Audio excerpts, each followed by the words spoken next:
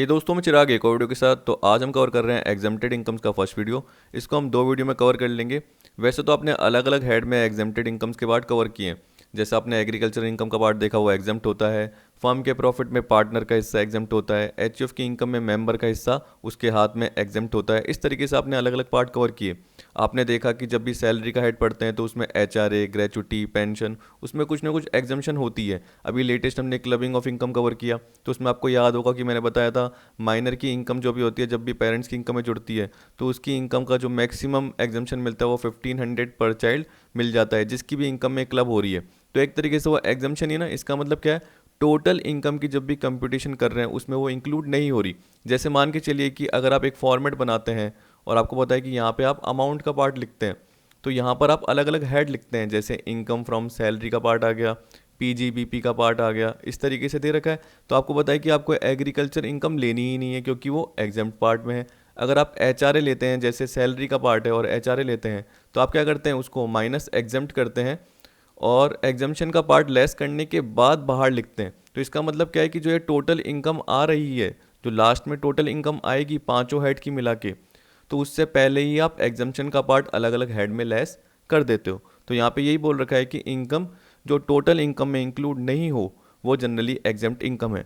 जबकि डिडक्शन क्या होती है कि जैसे ही हमने जीटीआई निकाल दी, ग्रॉस टोटल इनकम, जो भी मैंने बताया कि टोटल इनकम आपने निकाली यानी ग्रॉस टोटल इनकम निकाली, उसमें से आप डिडक्शन लेस करते हो। तो इसका मतलब हम बोल सकते हैं कि पहले वो इनकम में इंक्लूड है, फिर प्रोविजंस के अकॉर्डिंग, सेक्शन के अकॉर्डिंग जैसे दे रखा है कि डिडक्शन इतनी आपको मिल जाएगी, उतनी बाद में हम डिडक्शन लेस करते हैं, जो कि चैप्टर 6A के अकॉर्डिंग होती है। आई होप आपको समझ में आ गया होगा। सिंपल सा पार्ट है एग्जम्पशन और डिडक्शन का फ़र्क। अब देखिए, इसी तरीके से शॉर्ट शॉर्ट में कवर कर रहा हूँ क्योंकि आपको पता है कि इसका ज़्यादा डिटेल पार्ट नहीं आता, और जो भी पार्ट आपने कवर कर लिया वो अलग अलग हेड में कवर कर ही लिया है। जो एक्स्ट्रा पार्ट है वो दो वीडियो में आपका कवर हो ही जाएगा। तो देखिए, इसको मैं हटाता हूँ, फिर ये थियोरटिकल पार्ट कवर कर लेते हैं। तो देखिए यहाँ पे क्या दे रखा है, difference between exempt income and deductions from total income दे रखा है। एग्जाम्प्ट इनकम का मतलब क्या है, income which are not included in total income of assessee are called exempt income. इसका मतलब such exempt income will not enter in the computation of total income. जो मैंने आपका भी एग्जाम्पल के फॉर्म में बताया कि जैसे एचआर है, लेस कर दिया आपने क्या, एग्जाम्पशन। ग्रेचुटी है, उसमें से कितनी एग्जाम्पशन मिली वो लेस की, फिर बाहर लाके आपने वो इनकम लिख दी उस पर्टिकुलर हेड की। उन सारी इनकम का टोटल किया तो वो जनरली क्या आई, ग्रॉस टोटल इनकम आई। तो यहाँ पे ये बोल रहा है income which are exempt under section 10 will not be included in gross total income. ये एग्जाम्पल के फॉर्म में दे रखा है, तो ऐसे आप बहुत सारे पार्ट आगे कवर करेंगे तो अंडर सेक्शन 10 के भी बहुत सारे क्या है, सब सेक्शन है, तो आपको पता चल जाएंगे। तो अब बोल रखा है कि deduction, certain incomes are first included in gross total income of SSC and then the prescribed amount of deduction is allowed as stated in the relevant section। तो जब आप डिडक्शन का पार्ट कवर करेंगे तो उसमें आपको पता चलेगा कि बहुत सारी इनकम इंक्लूड की गई है और उसके बाद क्या कर रखा है, उसको डिडक्शन के फॉर्म में लेस कर रखा है। तो such incomes are called deductible income. Income from which deductions are allowable under chapter 6A will first be included in GTI, gross total income में पहले वो इंक्लूड होती है, then deduction will be allowed from gross total income. Basic part है, simple सा है। फिर देखिए, आपको पता है कि ग्रॉस टोटल इनकम और टोटल इनकम, जो कि टोटल इनकम टैक्सेबल होती है, तो आपको पता है कि ग्रॉस टोटल इनकम और टोटल इनकम के बीच में क्या फ़र्क होता है, डिडक्शन का फ़र्क होता है। सीधी सी बात। तो जो चैप्टर 6A की डिडक्शन है वो लेस हो जाती है, उसके बाद टोटल इनकम का पार्ट आता है। तो यहाँ पे ये बोल रखा है कि जीटीआई का मतलब क्या है, aggregate of incomes under all head of income before claiming deduction under chapter 6A, जो कि एटीसी से एटीयू की होती है। टोटल या टैक्सेबल इनकम का मतलब जिस पे टैक्स निकलता है, अगर हम जैसे स्लैब रेट के अकॉर्डिंग बोलते हैं तो उस अकॉर्डिंग जो भी टैक्स का पार्ट कैलकुलेट होता है। तो यहाँ पे बोल रहा है total income means gross total income after allowing deduction under chapter 6A, दस total income is GTI minus chapter 6A deduction, जो कि एटीसी से एटीयू की है। तो एग्जेम्प्टेड इनकम, तो इसका मतलब क्या है कि ग्रॉस टोटल इनकम से पहले वाली है, जो कि उन पर्टिकुलर हेड में से लेस हो जाती है, जो एग्जेम्प्टेड इनकम है। और जो डिडक्शन है वो ग्रॉस टोटल इनकम और टोटल इनकम के बीच का डिफरेंस है। फिर देखिए, ये बोल रहा है कि restriction on allowability of expenditure incurred for earning exempt income non taxable income.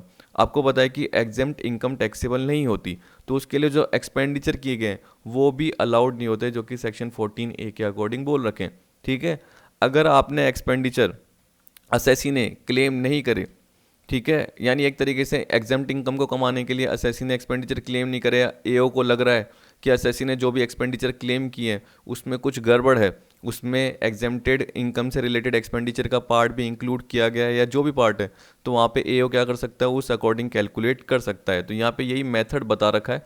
सबसे पहले ये बोल रखा है कि expenditure incur to earn exempt income shall not be allowed as deduction while computing income under any head since the exempt income is not taxable।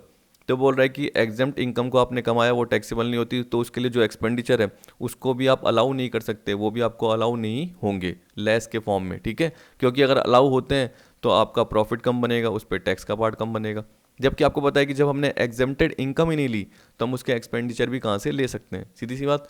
फिर इसी तरीके बोल रखा है कि method for determining amount of expenditure incurred to earn exempt income। अब method क्या होता है, if AO having regard to accounts of assessee is not satisfied with correctness of the claim of expenditure incurred by the assessee, उसको लग रहा है AO को, assessing officer को, कि कुछ असेसी ने गड़बड़ की है एक्सपेंडिचर को लेने में या क्लेम करने में, या assessee has claimed that no expenditure has been incurred to earn exempt income in the previous year। तो उस केस में AO को लग रहा है कि या तो उसने एक्सपेंडिचर लेने में गड़बड़ी की है या वो बोल रहा है कि मैंने एक्सपेंडिचर लिए ही नहीं है। तो उस केस में AO क्या करेगा, he shall determine amount of expenditure to incur to earn exempt income in the following manner.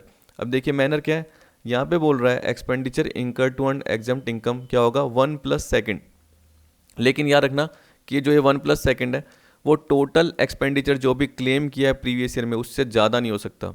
तो यहाँ पे क्या बोल रखा है, amount of expenditure incur directly to earn exempt income, एक तो ये पार्ट। दूसरा बोल रहा है 1% of annual average of monthly averages of opening and closing balances of value of investment income from which is exempt. देखिए आपको पता है कि ऐसे इन्वेस्टमेंट जिसकी इनकम एग्जेम्प्ट है तो उन इन्वेस्टमेंट का मंथली एवरेज, मंथली मतलब क्या हो गया, ओपनिंग प्लस क्लोजिंग अपॉन 2, ऐसे बोल रहा है। देखिए कहने का मतलब क्या हो गया, जैसे मान के चलिए कि फर्स्ट में और 31 में उसका जो ओपनिंग इन्वेस्टमेंट की वैल्यू और क्लोजिंग इन्वेस्टमेंट की वैल्यू है उसका प्लस किया और डिवाइड बाय 2 कर दिया। फिर उसी तरीके से 1 जून फिर 30 जून उसका प्लस किया डिवाइड बाय 2 कर दिया। तो आपको पता है कि वो मंथली एवरेज आ रहा है, क्या आ रहा है, मंथली। उस मंथली एवरेज का प्लस कर दिया तो उसे हम क्या बोलेंगे, एनुअल एवरेज। तो पहले मंथली एवरेज निकाला, उसका प्लस किया एनुअल एवरेज, फिर उसका 1% जो निकाला वो एक तरीके से क्या है, उसका एक्सपेंडिचर है, ठीक है। तो एक तो जो डायरेक्टली एक्सपेंडिचर किया है इनकम को कमाने के लिए, और इसके अलावा क्या बोल रहा है कि जो 1% है, इन दोनों को मिला के ये बोल रहा है कि ये टोटल एक्सपेंडिचर से ज़्यादा नहीं होना चाहिए। However first plus second shall not exceed total expenditure claimed as deduction in previous year. फिर यहाँ पे नोट में क्या बोल रखा है, वही कि एग्जेम्प्ट इनकम जो पिछले साल हमने कमाई है पर्टिकुलर ईयर में, तो उससे रिलेटेड जो भी खर्चे हैं वो अलाउ नहीं होते, डिसअलाउड होते हैं, जो मैंने ऊपर बता दिया पॉइंट। ये बोल रखा है सेक्शन 14 है, Rule 8D states that expenditure incurred to earn exempt income shall be disallowed even if assessee has not earned any exempt income in a particular year। ठीक है, अब ये बोल रहा है कि चाहे असेसी को क्या हो गया, एग्जेम्प्ट जो एग्जेम्प्टेड इनकम थी, आपको पता है कि उसको कमाने में मान के चलिए लॉस हो गया, इनकम नहीं हुई, चाहे पिछले साल उसने इनकम नहीं कमाई लेकिन उसके लिए उसने खर्चे कर लिए, तब भी वो खर्चे उसको अलाउ नहीं होंगे, ऐसे बोल रहा है कि एग्जेम्प्ट इनकम को कमाने के लिए जो खर्चे किए तब भी वो डिसअलाउड हो जाएंगे, चाहे असेसी ने उस पर्टिकुलर ईयर में वो इनकम नहीं कमाई है तब भी। अब देखिए जो ये लिस्ट ऑफ एग्जम्पशन दे रखी है ये रेस्पेक्टिव चैप्टर्स में हमने पढ़ ली थी। हाँ, हमने डिडक्शन फ्रॉम जीटीआई का पार्ट नहीं कवर किया, तो वो तो बाद में देखेंगे, आपको समझ में आ जाएगा। लेकिन देखिए सैलरीज में आपको पता है कि leave, travel concession, HRA, allowance payable outside India by government of India to a citizen of India, foreign diplomats, आपको पता है, तो उन्हें फॉरेन डिप्लोमेट्स बोलते हैं, जो कि क्या है कि गवर्नमेंट ऑफ इंडिया के बिहाफ पे बाहर काम कर रहे होते हैं, तो जो उन्हें अलाउंस पेबल किया वो एग्जम्प्ट है। Gratuity, commuted pension, leave encashment, retrenchment compensation, voluntary retirement receipt, income tax paid by employer on behalf of employee, payment for PF, superannuation fund, special allowance to meet expense relating to duties और personal expenses, आपने अलग अलग allowance cover किए।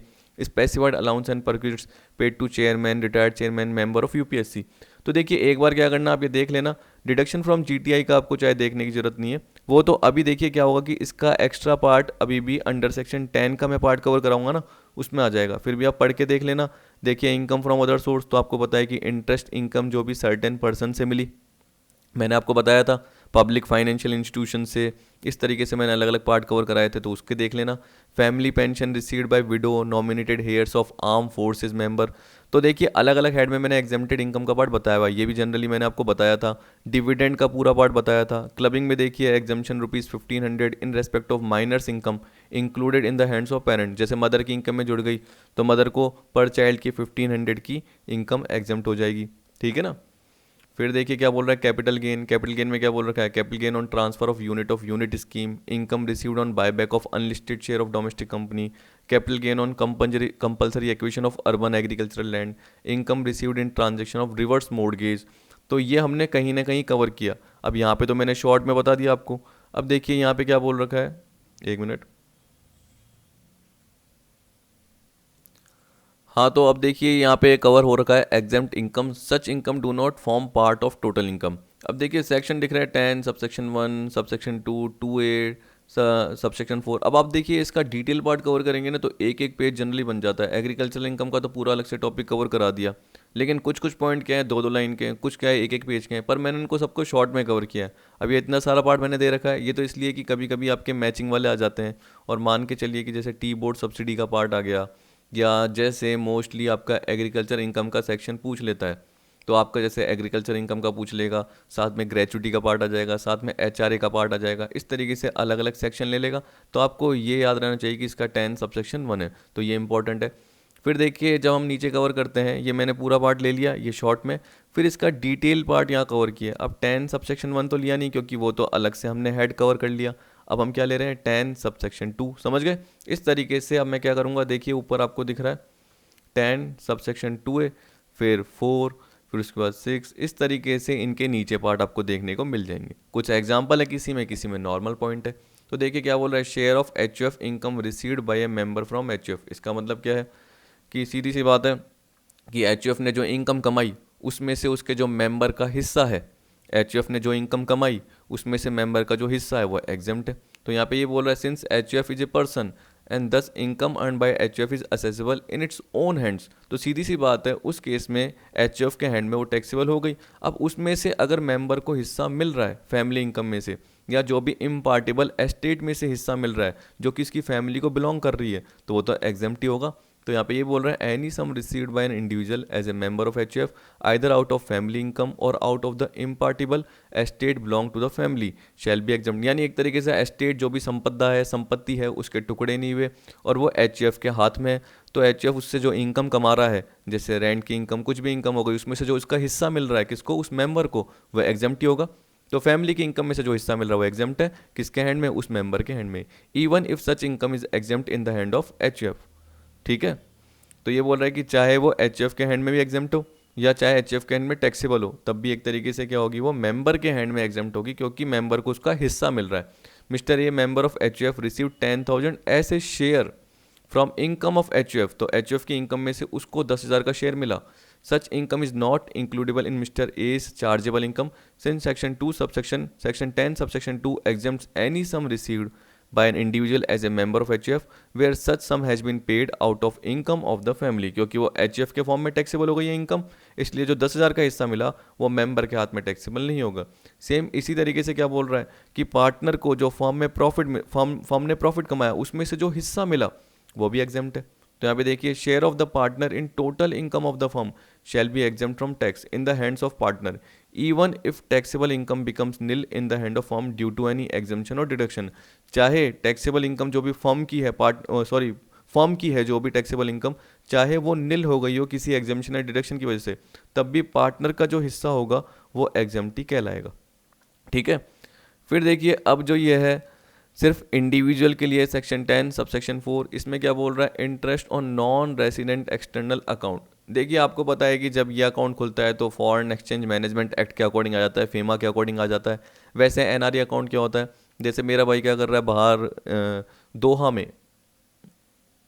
Qatar आप जानते ही हो, तो दोहा में काम कर रहा है, एक तरीके से बोल सकते हैं कि कहीं पे एम्प्लॉय के फॉर्म में है और उसको सैलरी मिलती है, तो वो जनरली क्या करता है अपने इस अकाउंट में जमा कर देता है जो कि इंडिया में खुला हुआ है।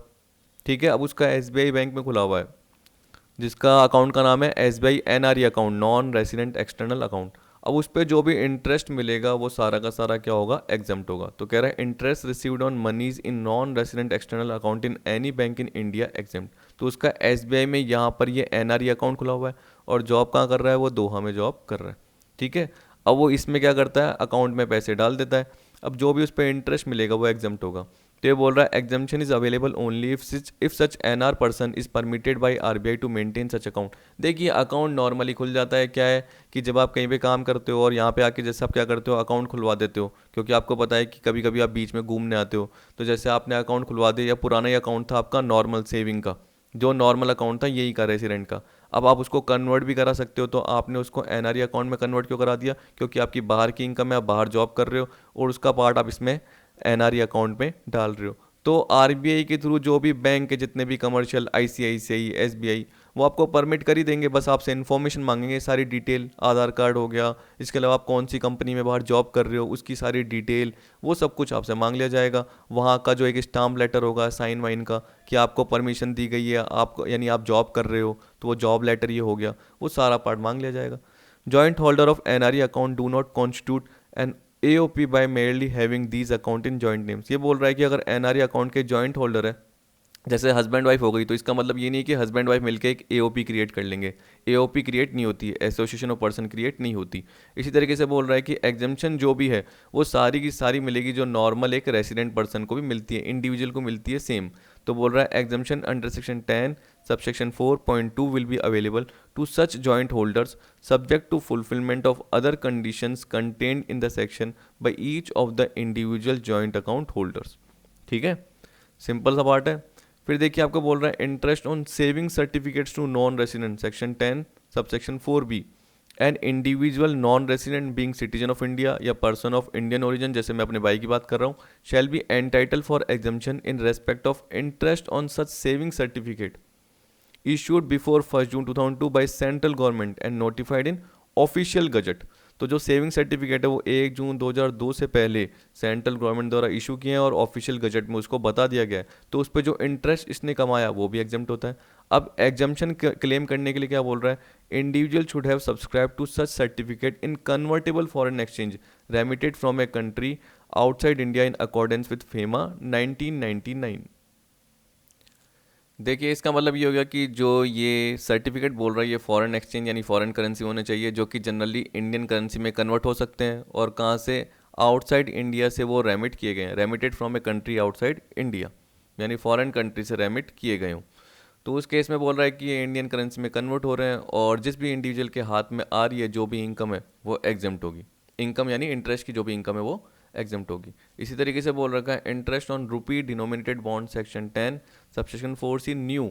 देखिए जो रुपी डिनोमिनेटेड बॉन्ड है इसको मसाला बॉन्ड भी बोलते हैं। ऐसे देखिए क्या अलग अलग कंट्री अपने जो भी बॉन्ड इशू करती है फॉरेन कंपनीज में एक तरीके से अब बॉन्ड इशू क्यों कर रही है, क्योंकि आपको पता है कि एक फाइनेंस की रिक्वायरमेंट है और बाहर से एक तरीके से पैसा आ रहा है, यही बोल सकते हैं। तो उस केस में वो कंपनी को क्या करना पड़ेगा, इंटरेस्ट पे करना पड़ेगा। तो रुपी डिनोमिनेटेड बॉन्ड पे जो इंटरेस्ट पे करना पड़ रहा है, तो जिसको भी इंटरेस्ट मिल रहा है वो एग्जाम्प्ट होगा। यहाँ पे पूरा डिटेल में भी बता दूंगा, सिंपल सा पार्ट है।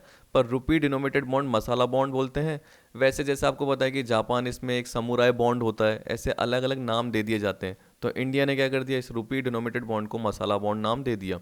Interest payable to a non resident not being a company or to a foreign companies exempt. यहाँ पे देखिए ये तो बोल रहा है interest payable to a non resident not being a company or to foreign company. तो कौन पे करेगी, एक इंडियन कंपनी पे करेगी, क्योंकि इंडियन कंपनी ने बॉन्ड इशू करे हैं जो कि रुपी डिनोमिनेटेड है। कहाँ पे, फॉरेन कंट्रीज को, फॉरेन कंपनी को, नॉन रेसिडेंट को वो खरीद रहे हैं। तो उस केस में जो इंडियन कंपनी है वो इंटरेस्ट पे करेगी। तो बोला इज एग्जाम्प्ट, तो किसके हैंड में एग्जाम्प्ट होगा, इनके हैंड में, इनके हैंड में, क्योंकि इनके लिए इनकम है। If following condition are satisfied interest is payable by an any Indian company और बिजनेस ट्रस्ट।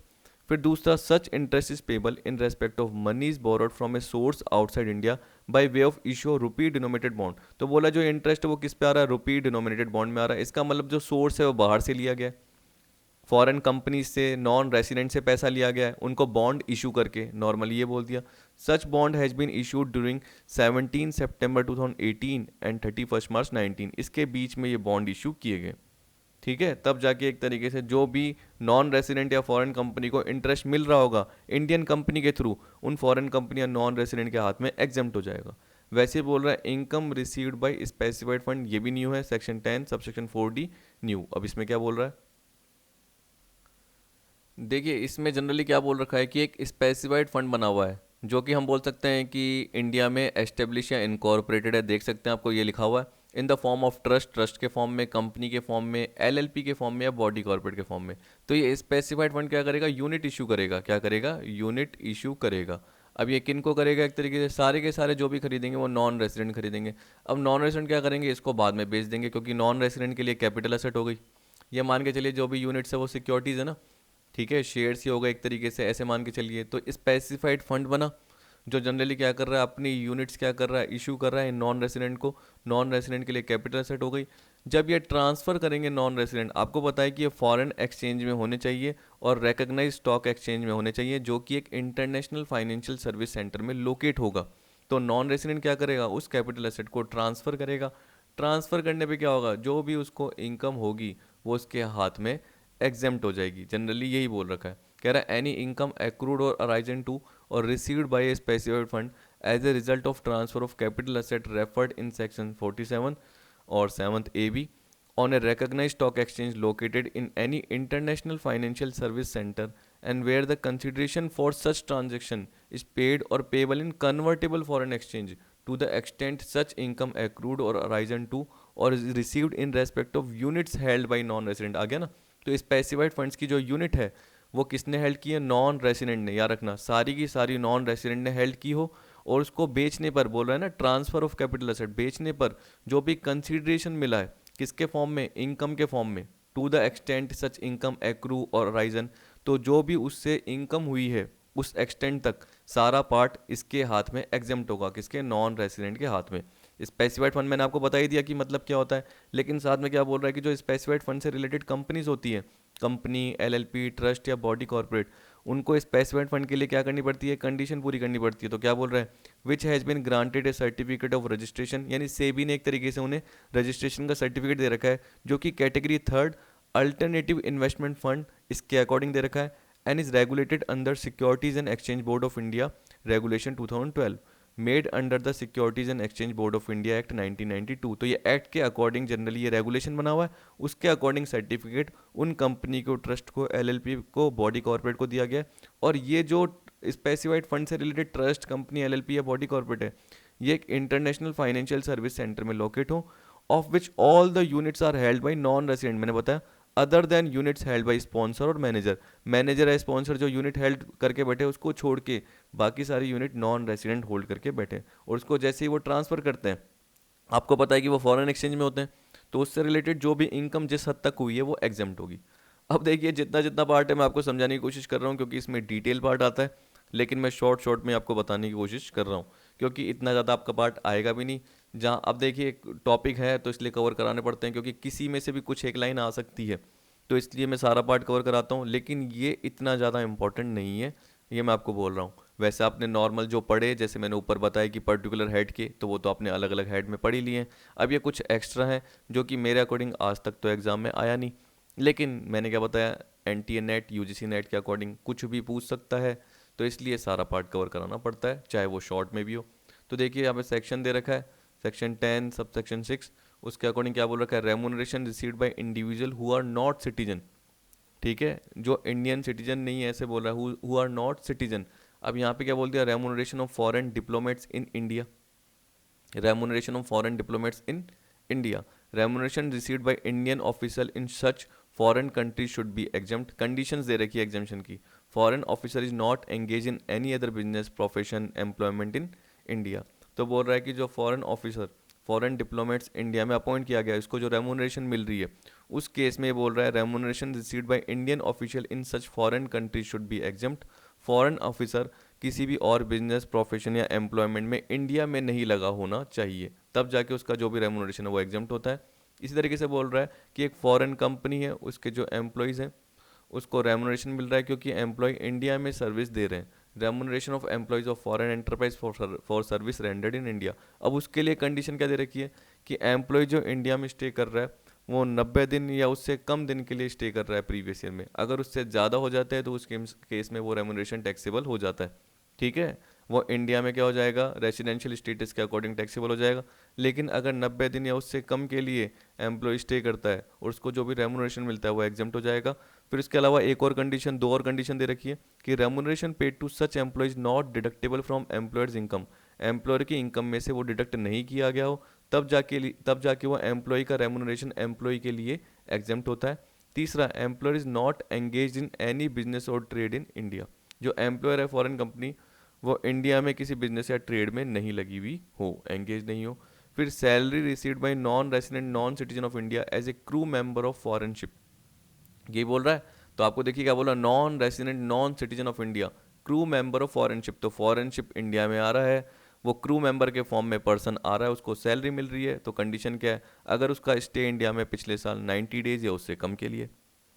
ये कंडीशंस दे रखी है सारी। वैसे क्या बोल रहा है, remuneration received bye foreign government employees from foreign government for specified training India. याद रखना यहाँ पे क्या बोल रहा है, जैसे यूएसए का एम्प्लॉय है, यूएसए की गवर्नमेंट है और यूएसए का एम्प्लॉय है, ऐसे बोल रखा है, और इंडिया में आके क्या कर रहे हैं, ट्रेनिंग ले रहे हैं। अब इसकी परमिशन किसने दी है, ये बोल रहा है ट्रेनिंग कहाँ पे ये ले रहे हैं, जहाँ पे वो गवर्नमेंट की अंडरटेकिंग या ऑफिस हो या एस्टेब्लिशमेंट हो, या कोई ऐसी कंपनी हो जिसको होली सेंट्रल गवर्नमेंट ने, स्टेट गवर्नमेंट ने, या जॉइंटली सेंट्रल या स्टेट गवर्नमेंट ने लिया है, यानी कोई पब्लिक कंपनी हो गई इस तरीके से जिसमें सेंट्रल गवर्नमेंट या स्टेट गवर्नमेंट का हिस्सा है, ऐसे मान के चल लीजिए। तो बोला training should be any training should be in any establishment और ऑफिस ऑफ और in any undertaking owned by government, any company wholly owned by central government, state government, jointly by central government oblique state government or subsidiary company of a company referred to in B above। तो बोल रहा है कि इनकी कोई subsidiary company हो, मान के चलिए कि ये होल्डिंग कंपनी है, सेंट्रल गवर्नमेंट की कोई कंपनी है तो वो होल्डिंग कंपनी है, और उसकी कोई सब्सिडरी कंपनी जिसमें उस होल्डिंग कंपनी का 51% या उससे ज़्यादा का शेयर है। फिर एनी स्टेचुटरी कॉरपोरेशन और any registered society which is wholly financed by central government, state government, jointly by central government or state government. इसमें अगर यूएसए गवर्नमेंट ने अपने यूएसए के एम्प्लॉय को ट्रेनिंग दिलवाई है तो उस केस में जो भी रेमुनरेशन मिल रहा है यूएसए गवर्नमेंट के थ्रू यूएसए के एम्प्लॉय को, वो सारा का सारा एग्जेम्प्ट होगा, क्योंकि वो ट्रेनिंग के पर्पज़ के लिए आया है। उसने यहाँ पे रह के कोई अर्न नहीं करा, या हम बोल सकते हैं कि इंडिया के थ्रू कोई अर्न इनकम नहीं करी है, बस वो ट्रेनिंग लेके इनकम कर रहा है। इस तरीके से एग्जाम्शन के बाद अलाउ हो जाते हैं। वैसे देखिए यहाँ पे क्या बोल रहा है, रॉयल्टी इनकम और fees for technical service received from national technical research organisation, section 10 subsection 6D assessment year 1920। ये बोल रहा है income arising to non corporate non resident and foreign companies, non corporate non resident and foreign companies by way of royalty और FTS rendered in or outside India to National Technical Research Organization is exempt। देखिए confuse मत हो जाना, ये फी for technical service है, इसको short में लिखा हुआ है FTS, fee for technical service. तो income arising to non corporate non resident and foreign companies by royalty या फी फॉर टेक्निकल सर्विस के फॉर्म में, जो कि क्या बोल रहा है, रेंडर्ड इन और outside India to national technical research organisation. अगर इस ऑर्गेनाइजेशन को चाहे इंडिया में चाहे इंडिया के बाहर सर्विस दी है, उसके फॉर्म में क्या बोला, रॉयल्टी इनकम मिल रही है या फीस का पार्ट मिल रहा है, तो उस पर जो इनकम अराइज हुई है उस नॉन रेसिडेंट को या फॉरेन कंपनीज को, वो एग्जेम्प्ट होगी, इंडिया में टैक्सेबल नहीं होगी। उसी तरीके से क्या बोल रहा है, अलाउंसेज और perquisites outside India to a citizen of India. आपको पता है कि फॉरेन डिप्लोमेट्स का पार्ट है, तो ये बोल रहा है paid outside India by government of India for rendering services outside India are exempt. या आपने सैलरी वाले पार्ट में भी कवर किया था, तो ये तो आपको पता ही है।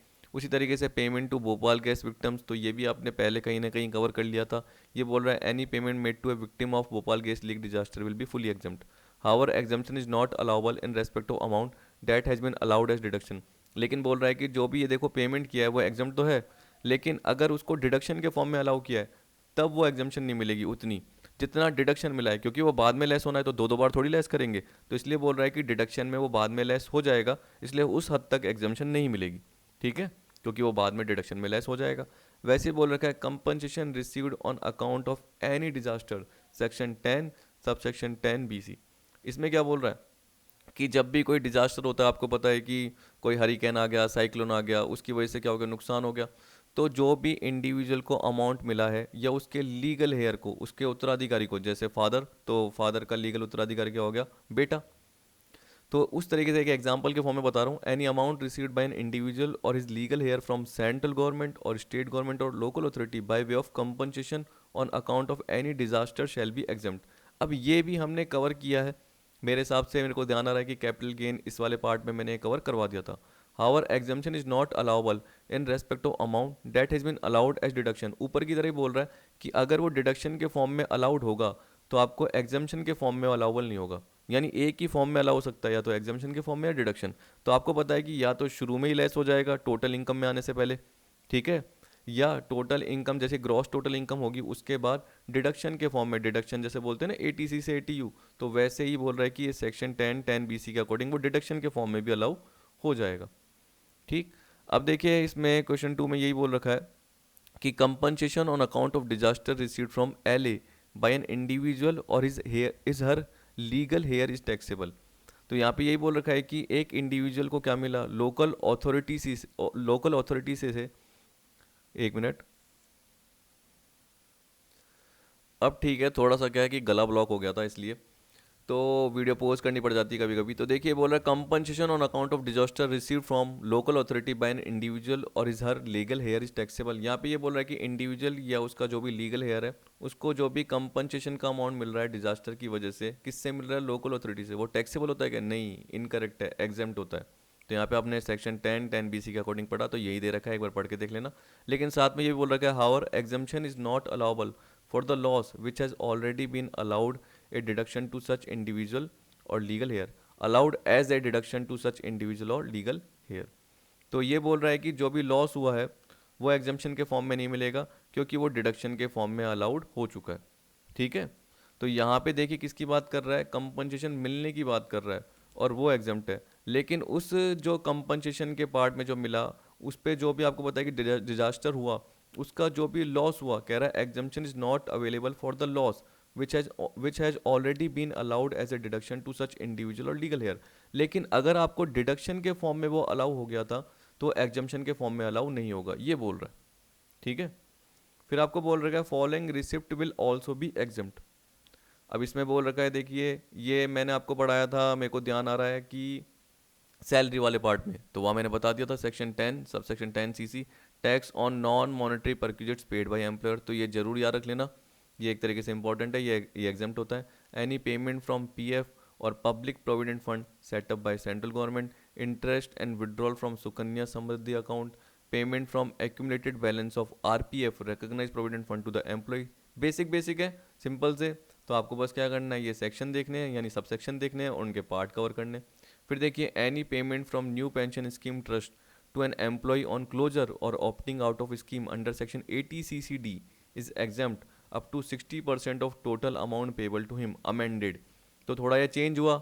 अब देखिए चेंज क्या हुआ वो तो मैं आपको सेक्शन 80 CCD का जब पार्ट आएगा, यानी कहने का मतलब जब डिडक्शन का पार्ट आएगा उस वक्त बताऊंगा। अभी तो ये शॉर्ट में कवर है तो यहाँ पे पढ़ लीजिए। ये बोल रहा है कि जो भी एनपीएस ट्रस्ट है बनी हुई उससे एम्प्लॉय को, देखो आपको बताया कि एम्प्लॉय मेरे हिसाब से रिटायर हुआ तो क्लोजर होने पर आपको पता है कि न्यू पेंशन स्कीम उसकी जो क्लोजर हुई या उसने ऑप्ट आउट स्कीम के अकॉर्डिंग जो भी उसको अमाउंट मिल रहा है, क्योंकि एनपीएस ट्रस्ट क्या करेगा, उस एम्प्लॉय को अमाउंट पे करेगा, तो जो भी अमाउंट मिला उसका 60% तक का अमाउंट एग्जाम्प्ट हो जाएगा, जो भी उसको अमाउंट मिला है उसका, ठीक है। इसी तरीके से बोल रहा है any payment from NPS trust to an employee on partial withdrawal out of his account. इसका मतलब एनपीएस ट्रस्ट में उसका अकाउंट बना हुआ है, एम्प्लॉयर क्या करता है, अमाउंट जमा कराता है, एम्प्लॉय अमाउंट जमा कराता है, जो भी उसका अमाउंट हो जाता है जमा, उसमें से अगर एम्प्लॉय क्या करता है, पार्शियल विड्रॉ कर देता है, तो उस केस में क्या बोल रहा है, जो भी उसने कॉन्ट्रीब्यूशन किया उसका 25% तक एग्जाम्प्ट होगा।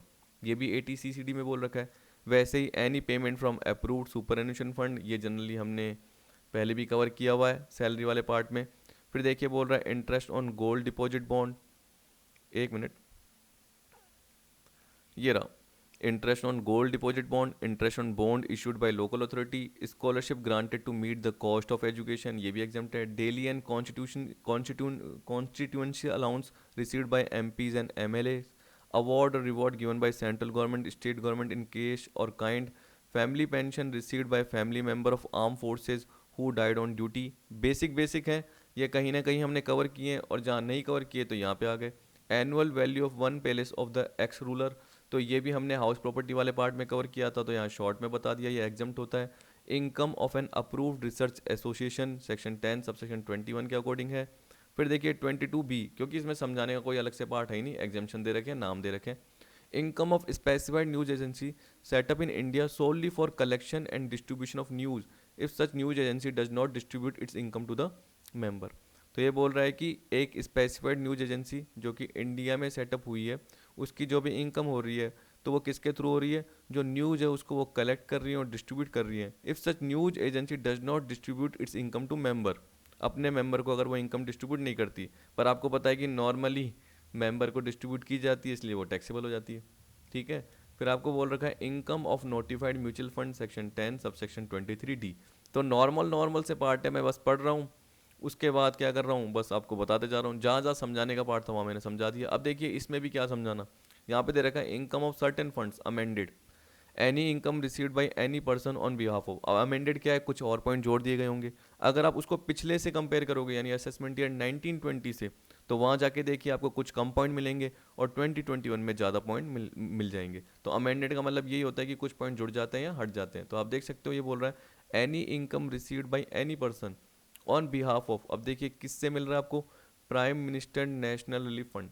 Any income received by any person on behalf of prime minister national relief fund, prime minister fund, prime minister aid to students fund, national foundation for communal harmony, Swachh Bharat Kosh, clean Ganga fund, chief minister relief fund और lieutenant governors relief fund, any other charitable fund और institution notified by the prescribed authority. इसी तरीके से क्या बोल दिया, any trust और institution जो कि पब्लिक रिलीजियस पर्पज के लिए है यानी धार्मिक काम के लिए है, और Holi for public religious and charitable यानी पुण्य वाले कामों के लिए है, notified by the prescribed authority, government के थ्रू या गवर्नमेंट की जो भी लोकल अथॉरिटी है उनके थ्रू जो ये एक तरीके से रिकॉग्नाइज किया गया है। एनी यूनिवर्सिटी और अदर एजुकेशनल इंस्टीट्यूशन जो कि पूरी की पूरी या सब्सटेंशली गवर्नमेंट द्वारा फाइनेंस की गई है और जिसकी एनुअल रिसिप्ट कितनी है, सिर्फ 1 करोड़ तक की है, existing solely for education purpose and not for profit. तो ये बेनिफिट के लिए नहीं है, ये सिर्फ एजुकेशन पर्पज के लिए। इसी तरीके से एक कोई हॉस्पिटल या अदर इंस्टीट्यूशन हो गया, इसमें भी क्या बोल दिया, या तो गवर्नमेंट ने पूरा क्या करा है, फाइनेंस किया है, या सब्सटेंशली ज़्यादा से ज़्यादा हिस्सा गवर्नमेंट ने फाइनेंस किया है, और having annual receipt up to 1 crore for treatment of person suffering from illness, बीमारी हो गई कोई, मेंटल डिफेक्टिवनेस, और ड्यूरिंग कन्वॉलिसेंस। अच्छा, इसको जनरली बोलते हैं स्वास्थ्य लाभ, क्या बोलते हैं, तो जो स्वास्थ्य लाभ है उसके दौरान, और रिक्वायरिंग मेडिकल अटेंशन और rehabilitation, existing solely for philanthropic purposes. इसका मतलब मैं बोल सकता हूँ परोपकार काम, इसको शुद्ध हिंदी में बोलते हैं परोपकार के लिए। ठीक है, यानी एक तरीके से क्या कर रहा है, प्रॉफिट कमाने के लिए ये हॉस्पिटल नहीं है, ये चैरिटेबल पर्पज के लिए बोल सकते हैं, या उपकार करने के फॉर्म में ये हॉस्पिटल खुला हुआ है। तो उस केस में जो भी ऊपर आपको बोल रखा है ये रहा, any income received by any person on behalf of, इसके बिहाफ पे तो वो एग्जाम्प्ट होगा। इसके बिहाफ पे किसी भी पर्सन ने जो ये इनकम कमाई है किसी और पर्सन से, ये बोल रहा है। Pension received by recipient of gallantry award, देखिए ये बोल रहा है कि परमवीर चक्र मिलता है, महावीर चक्र मिलता है, वीर चक्र मिलता है। तो ये बोल रहा है पेंशन किसको रिसीव हो रही है, उस इंडिविजुअल को मिल रही है जो कि सेंट्रल गवर्नमेंट या स्टेट गवर्नमेंट का एम्प्लॉई है, and who has been awarded Paramvir Chakra, Mahavir चक्र, वीर चक्र, तो एग्जाम्प्ट होगी उसको जो भी पेंशन मिली है। In case of death of awardee, जिसको पेंशन मिलती है अगर उसकी डेथ हो गई तो फैमिली पेंशन होगी। तो ये बोल रहा है कि उस मेंबर को, उस मेंबर के जो भी फैमिली को फैमिली पेंशन मिल रही है वो एग्जाम्प्ट होगी। Family pension received by member of his family is exempt. ठीक है, तो फैमिली पेंशन जो फैमिली के मेंबर को मिल रही है वो एग्जाम्प्ट होगी, यहाँ पे ये पार्ट बता दिया। फिर आपको बोल रखा है income of member of scheduled tribe in specified area section 10 सब सेक्शन 26। अब यहाँ पे बोल रहा है कि स्पेसिफाइड एरिया का मतलब क्या है, area specified in the constitution of India. अब यहाँ पे नाम दे रखे हैं, ये पढ़ लीजिए, north Cachar hill district, Karbi Anglong district, Bodoland territorial area district, शायद ये असम इनसाइड ही होंगे, Khasi hill district, Jaintia hill district और Garo hills district, Manipur, Mizoram, Tripura, Nagaland, Arunachal Pradesh and Ladakh in Jammu and Kashmir, ये दे दिया। अब देखिए बोला कौन कौन सी इनकम एग्जाम्प्ट है, तो income from any source in the specified area और स्टेट्स, क्या बोल दिया, income from any source in the specified area state, जो ये स्पेसिफाइड एरिया जैसे नागालैंड की बात कर रहा है, लद्दाख की बात कर रहा है, मणिपुर, मिजोरम, जो ऊपर आपको ए पॉइंट में सारे दे रखे थे, एरिया डिस्ट्रिक्ट दे रखे थे, तो उसमें अगर आपकी कोई भी इनकम है किसी सोर्स से वो सारी की सारी एग्जाम्प्ट है। इसी तरीके से चाहे आपको डिविडेंड मिल रहा है या इंटरेस्ट मिल रहा है सिक्योरिटीज़ पे, वो भी एग्जाम्प्ट है। फिर इसी तरीके से यहाँ पे क्या बोल दिया, income of A Sikkimese individual, Sikkimese individual है, एग्जाम्प्ट इनकम है, सेम टू सेम बता रखा है, यही का यही पार्ट यहाँ पे भी बता रखा है। Income from any source in the state of Sikkim, Sikkim के जो स्टेट है, income from any source in the state of Sikkim. और income by way of dividend or interest on security. ये बोल रहा है above exemption is not available Sikkimese women who marry non Sikkimese man on or after 1 April 2008, 1 April 2008 को या उसके बाद अगर कोई Sikkimese women non Sikkimese women के साथ, सॉरी वुमेन बोल रहा हूँ, Sikkimese women non Sikkimese man के साथ अगर शादी कर लेती है तो ये एग्जाम्शन नहीं मिलेगी जो आपको एग्जाम्शन दिखा रखी।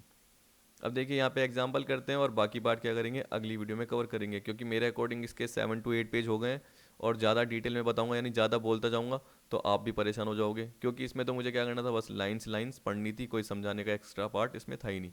Exemption is available to Sikkimese individual only in respect of income from any source in Sikkim. यहाँ पे देखिए क्या हो गया कि बोला सिक्किमीज इंडिविजुअल को जो एग्जाम्शन मिलती है ओनली किसके फॉर्म में मिलती है, income from any source in Sikkim. गलत हो गया, क्यों? क्योंकि ये तो मिलती ही है, इसके अलावा इंटरेस्ट और डिविडेंड की एग्जाम्शन भी मिलती है, तो यहाँ पे इनकरेक्ट बोल दिया। Exemption under section 10(26) AAA is available to Sikkimese individual not only in respect of the said income, यानी ये तो मिलेगी, इसके साथ साथ डिविडेंड की भी मिलेगी और इंटरेस्ट ऑन सिक्योरिटी की भी मिलेगी एग्जाम्शन। ठीक है, अब अगली वीडियो में क्या करेंगे, छोटे छोटे पार्ट है, टी बोर्ड, स्पेसिफाइड क्रॉप, फिर इसके बाद ये एग्जाम्शन है और एक थोड़ा सा क्या है बड़ा पार्ट है वो कवर करेंगे, ये वाला सेज से रिलेटेड वाला पार्ट का, tax holiday for newly establish unit in says, और इसका एक छोटा सा क्वेश्चन भी कवर कर लेंगे और आपका सारा पार्ट क्या हो जाएगा, एंड हो जाएगा। तो आई होप आपको आज की वीडियो का पार्ट आया होगा, वैसे कोई ज़्यादा समझाने का पार्ट नहीं था, जनरली मैंने क्या करा उसका थियोरटिकल पार्ट रीड ही किया था। तो आई होप आपको वीडियो पसंद आई होगी, वीडियो देखने के लिए थैंक यू।